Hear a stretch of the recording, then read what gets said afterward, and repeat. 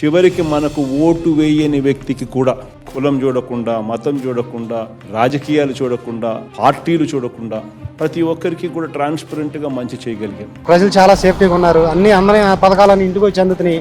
జనం అంతా ముసలోళ్ళు అంతా చాలా హ్యాపీగా ఫీల్ అవుతున్నారు. అది మంచి అభివృద్ధి పనులు ఈయన చేసాడు జనాలకి. అమ్మఒడని, పిల్లలకు మహిళలకు డ్వాక్రాలని, ముసలోళ్ళకి అని ఇంతకన్నా మంచి సీఎం ఇంకెవరు ఉంటారండి. ఆ నమ్మకంతో చెప్తున్నాం. మంచి పనులు అంటే మరి గత ప్రభుత్వంలో ఏం జరగలేదా?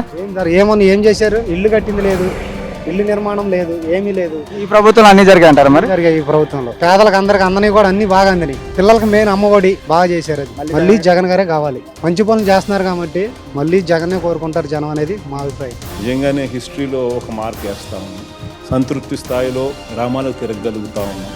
సంతృప్తి స్థాయిలో మంచి చేశాము అని చెప్పుకోగలుగుతా ఉన్నాం. చెప్పుకొని గ్రామాల్లో కాలర్ ఎత్తుకు జరగగలుగుతా ఉన్నాం. దేవుడి దయతో గతంలో ఎప్పుడూ చేయని విధంగా, ఎప్పుడూ జరగని విధంగా ట్రాన్స్పరెంట్గా ఒక పద్ధతి ప్రకారం చేయగలుగుతున్నాము, చేసినాము అని చెప్పి ధైర్యంగా చెప్పుకునే పరిస్థితి ఈరోజు మనకు.